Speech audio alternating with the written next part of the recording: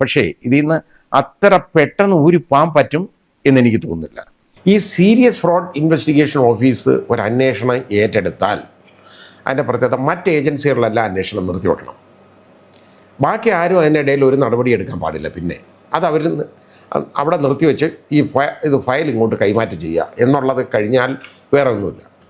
അവരുടെ അന്വേഷണം എന്ന് പറയുന്നത് വളരെ സിസ്റ്റമാറ്റിക് ആയിട്ടാണ് അവർ അന്വേഷിക്കുന്നത്. അത് നമ്മുടെ ഈ CBI അന്വേഷണം പോലോ അല്ലെങ്കിൽ EDയുടെ അന്വേഷണം പോലോ ഒന്നുമല്ല. അവർക്ക് വളരെ വിശാലമായ അധികാരങ്ങളുമുണ്ട്. അറസ്റ്റ് ചെയ്യാം, ഒക്കെ ചെയ്യാം അവർക്ക്. എക്സാലോജിക്ക് ഡോർമെൻ്റ് ആക്കി വെച്ചപ്പോൾ 1% കമ്പനി ആകുമ്പോൾ അതിന് മുഴുവൻ ഉത്തരവാദിത്വം ഉള്ളത് ശ്രീമതി വീണ തൈക്കണ്ടിയിലെ ആണ് പോകുന്നത്. അത് വളരെ ഗുരുതരമായ ഒരു കാര്യങ്ങളിലേക്ക് നയിക്കും. അതൊരു പ്രശ്നമാണ്. ഇനി അവരെ ചോദ്യം ചെയ്യാൻ ഒന്നീ ക്ലിഫ് ഹൗസിലോട്ട് പോകണം. കാരണം നമ്മുടെ ബഹുമാന്യനായ മുഖ്യമന്ത്രിയോടൊപ്പം അവർ താമസിക്കുകയാണെങ്കിൽ അങ്ങോട്ട് കൊണ്ടായിട്ട് വരും.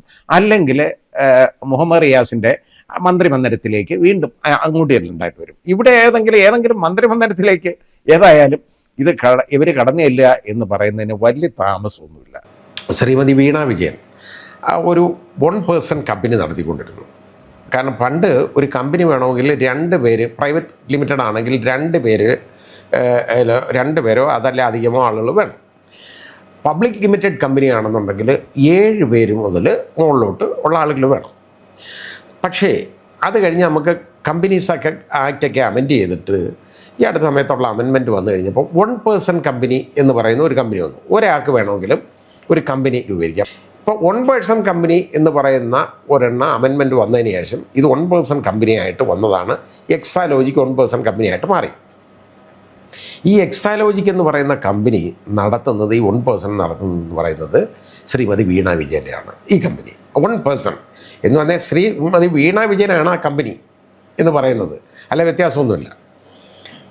എക്സാലോജിക്ക് ഒരു കമ്പനി ആയതുകൊണ്ട് അതിനൊരു ലീഗൽ എൻറ്റിറ്റി എന്നും നമുക്ക് പറയാം. കമ്പനി ഒരു ലീഗൽ പേഴ്സണാണ്. ഇറ്റ്സ് എ ലീഗൽ പേഴ്സൺ, ഒരു വ്യക്തി, നിയമപരമായിട്ടൊരു വ്യക്തിയാണ് കമ്പനി. അപ്പോൾ എക്സാലോജിക്കും ഈ CMRL തമ്മിൽ ഒരു ബന്ധമുണ്ടായി. അപ്പോൾ CMRLന് നിയമോപദേശം കൊടുക്കുന്നതോ അതായത് ശാസ്ത്രീയമായ കാര്യങ്ങളിൽ ചെയ്ത സേവനങ്ങൾ കൊടുക്കാനാണ് ഇവർ തമ്മിലുള്ള കോൺട്രാക്റ്റ് ഉള്ളത്. ഇനി ഇങ്ങനൊരു കോൺട്രാക്റ്റ് കരാറിൽ ഏർപ്പെടണമെങ്കിൽ ചില കാര്യങ്ങളുണ്ട്. അപ്പോൾ CMRL എന്ന് പറയുന്നതിനകത്ത് നമ്മുടെ KSIDC എന്ന് പറയുന്ന പൊതുമേഖലാ സ്ഥാപനം, അത് പൊതുമേഖലാ സ്ഥാപനമാണ്, ഗവൺമെൻറ് കമ്പനിയാണ്. അതിന് ഒരുപാട് ഇതുപോലെ കമ്പനികളിൽ ഷെയർ ഉണ്ട്. CMRL പ്രൈവറ്റ് കമ്പനി ആണെങ്കിലും അതിൽ 13.5% ഓഹരി KSIDCക്കുണ്ട്. അപ്പോൾ ഗവൺമെൻറ് കമ്പനിയായ KSIDCക്ക് അത്രയും ഓഹരി ഉള്ളിടത്തോളം ഇതിന്, അതായത് ഈ കരാറിൽ ഏർപ്പെടണം എങ്കിൽ, ഇത് വേണമെന്നുണ്ടെങ്കിൽ യഥാർത്ഥത്തിൽ കമ്പനി ലോ ബോർഡിൻ്റെ പെർമിഷൻ വേണം. എന്നാലേ ഈ കോൺട്രാക്റ്റ് എൻ്റർ ചെയ്യാൻ പറ്റുള്ളൂ. ഇത് ഒരു പെർമിഷനും ഇല്ലാതെ ഇവരുടെ സേവനം എടുക്കുന്നു എന്നുള്ള രീതിയിലൊരു കരാറ്, യഥാർത്ഥത്തിൽ ആ കരാറിൻ്റെ നിയമവശത്തെക്കുറിച്ച് ഞാൻ പറയുന്നില്ല, നിലനിൽക്കാത്ത കരാറാണ്.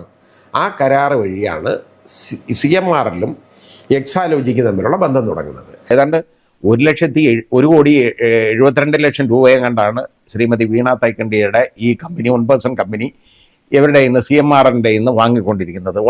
മാസം തോറും ഇങ്ങനെ കാശ് വാങ്ങിക്കൊണ്ടിരിക്കുകയാണ്. എന്താണെന്ന് ചോദിച്ചു കഴിഞ്ഞാൽ സേവനം കൊടുക്കുന്നത് ഒരു സേവനവും ഇല്ലെന്നുള്ളതാണ്. അത് വിളി വന്നതാണ്. ഒരു സേവനവും ഇല്ല, അതെഴുതി. യാതൊരു ഒരു സേവനത്തിനും അല്ല ഇത് കൊടുത്തേക്കുന്നത്. മാസാമാസം അത് നല്ല രീതിയിൽ കൈപ്പറ്റിക്കൊണ്ടിരുന്നതിൻ്റെ തെളിവ് മുമ്പ് പുറത്തു വന്നു. അത് ആ കമ്പനിയുടെ കഴിവോ അല്ലെങ്കിൽ ശ്രീമതി വീണ തൈക്കണ്ടിയുടെ കഴിവായിട്ട് ഞാൻ കണക്കാക്കുന്നില്ല. അത് നമ്മുടെ ബഹുമാനപ്പെട്ട മുഖ്യമന്ത്രി കേരളം ഭരിക്കുന്നു എന്നുള്ള ഒരൊറ്റ കാരണം കൊണ്ടാണ് ഈ എക്സാലോജിക്ക് പോലുള്ള ഇങ്ങനെയുള്ള ഒരു കമ്പനിയെ പിടിച്ച് ഇതുപോലുള്ള ഈ പണം ഇങ്ങനെ കൊടുത്തുകൊണ്ടിരുന്നത്. കാരണം അത് ആർക്കെങ്കിലും പണം കൊടുത്താൽ മതി, കാര്യം തീർന്നു. ആർക്കെങ്കിലും ഒരാൾക്ക് കൊടുത്താൽ മതിയല്ലോ. ഒന്നിച്ചൊരു വലിയ എമൗണ്ട് കൊടുത്തു ആദ്യം, അത് കഴിഞ്ഞിട്ട് ബാക്കി ഇതുപോലെ മാസം ഇതുപോലെ കൊടുത്തുകൊണ്ടിരിക്കുകയാണ്. ഒന്നിച്ച് കൊടുത്തത് PVക്കാണ് കൊടുത്തേക്കുന്നത് കേട്ടോ. അത് ആ രീതിയിലാണ്. അപ്പോൾ ഈ അന്വേഷണം തടസ്സപ്പെടുത്തുക എന്നുള്ളതാണ് ഇതിൻ്റെ ഉദ്ദേശം. എല്ലാവർക്കും അറിയാം. നമുക്കൊക്കെ നാണക്കേടുണ്ടാകുന്ന ഒരു സാഹചര്യമാണ്. അതാണിപ്പോൾ വന്നുകൊണ്ടിരിക്കുന്നത്. പക്ഷേ ഇതിൽ നിന്ന് അത്ര പെട്ടെന്ന് ഊരിപ്പോകാൻ പറ്റും എന്നെനിക്ക് തോന്നുന്നില്ല. ഈ പേരെഴുതി വന്നേക്കുന്ന ആളുകളെല്ലാം ബുദ്ധിമുട്ടിലാവും എന്ന് തന്നെയാണ് എൻ്റെ പ്രതീക്ഷ. ശരിയായ രീതിയിൽ ഇതിനെ നടപടിയെടുത്താൽ അത് അത് ബാക്കി ചെയ്യേണ്ടത് സെൻട്രൽ ഗവൺമെൻറ്റാണ്. ഇതിനകത്ത് ബാക്കി കാര്യങ്ങൾ ചെയ്യേണ്ടത്. കാരണം ഇത്തരത്തോളം ഇത് പലപ്പോഴും കള്ളപ്പണം വെളുപ്പിക്കാനൊക്കെ ഉള്ള മാർഗമായിട്ട് മാറിയിട്ടുണ്ട്. ആ രീതിയിലേക്ക് പോയിക്കൊണ്ടിരിക്കുക കാര്യങ്ങൾ. അതിനെക്കുറിച്ചൊക്കെ അന്വേഷണം നടത്തേണ്ടതാണ്. ഏതായാലും ഇപ്പോൾ ഇതിൻ്റെ സീരിയസ് ഫ്രോഡ് അന്വേഷിക്കുന്ന ഏജൻസി അന്വേഷിക്കുക എന്ന് പറഞ്ഞാൽ കുറച്ച് ബുദ്ധിമുട്ടുള്ള ഒരു കാര്യമാണ്. അവരത് നല്ല രീതിയിൽ അവർ അന്വേഷിച്ച് മുമ്പോട്ട് കൊണ്ടുപോകും എന്നുള്ളതാണ്.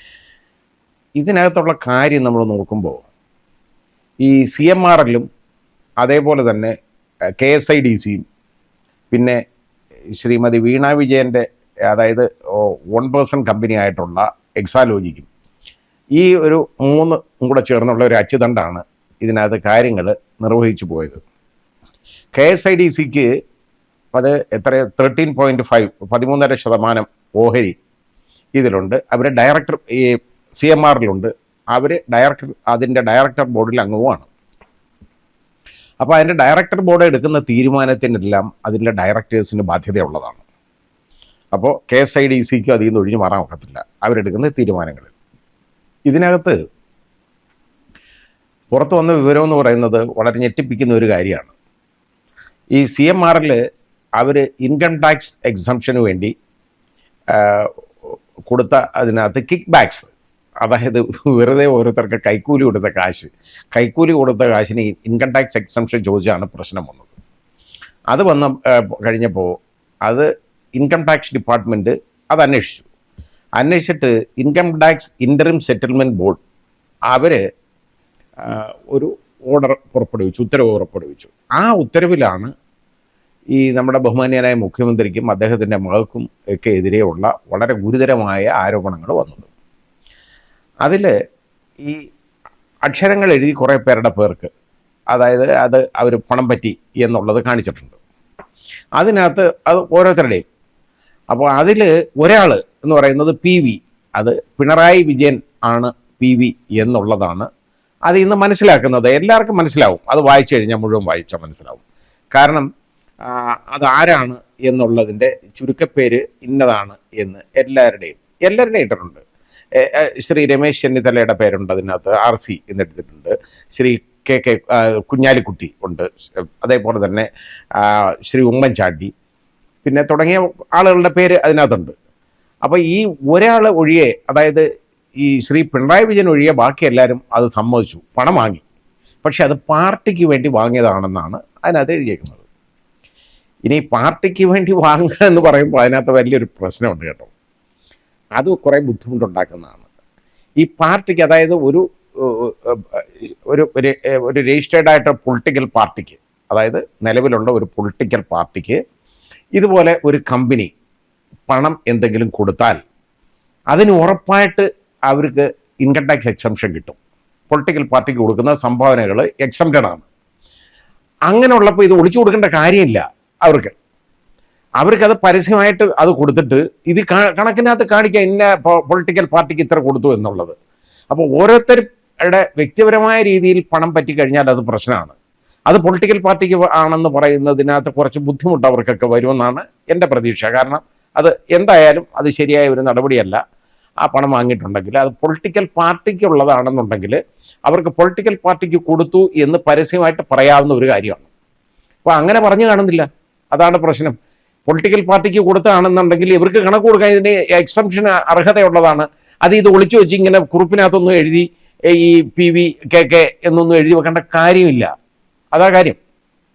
ഇനി ശ്രീ പിണറായി വിജയൻ അല്ല ഈ PV എന്ന് പറയുന്നത് ഒട്ടും ശരിയല്ല. അതിനകത്തുള്ള കാരണം ഈ ശ്രീമതി വീണ വിജയൻ്റെ അച്ഛൻ താനല്ല എന്ന് അദ്ദേഹം പറയുമെന്ന് ഞാൻ കരുതുന്നില്ല. അതിനകത്ത് അത് പറഞ്ഞേക്കുന്നത് അങ്ങനെയാണ്. കാരണം അതായത് ഈ വളരെ വലിയൊരു പേഴ്സണാലിറ്റി, പൊളിറ്റിക്കൽ പേഴ്സണാലിറ്റിയുടെ മകള് ആണ് ഈ ശ്രീമതി വീണ തൈക്കണ്ടിയിലോ അങ്ങനെ കണ്ട എഴുതിയിരിക്കുന്നത്. വിജയൻ എന്നല്ല, വീണ വിജയൻ എന്നല്ല, വീണ തൈക്കണ്ടിയിൽ എന്ന് പറയുന്നത്. അപ്പോൾ അത് മാത്രമല്ല, അത് വായിച്ചാൽ മനസ്സിലാവും അത് ശ്രീ പിണറായി വിജയൻ്റെ മകള് തന്നെയാണ്. ആ ശ്രീ പിണറായി വിജയൻ അത്രത്തോളം ഇതിന് ഈ കിക്ക് ബാക്ക് അവർക്ക് കൊടുത്തതിന് എല്ലാം ഇദ്ദേഹം ഉത്തരവാദിയാണ് എന്നുള്ളത് അത് കണ്ടാൽ അറിയാം. കാരണം ആ കമ്പനിക്ക് CMRLന് വഴിവിട്ട് എന്തൊക്കെ സഹായങ്ങൾ ചെയ്തു എന്നുള്ളത് ഇനി പ്രശ്നമാവും. അപ്പോൾ ഈ സീരിയസ് ഫ്രോഡ് അന്വേഷിച്ച് വരുമ്പോൾ ഈ പ്രശ്നം വെളിയിലേക്ക് വരും. അത് വളരെ ഗുരുതരമായ ഒരു കാര്യങ്ങളിലേക്ക് നയിക്കും. അതൊരു പ്രശ്നമാണ്.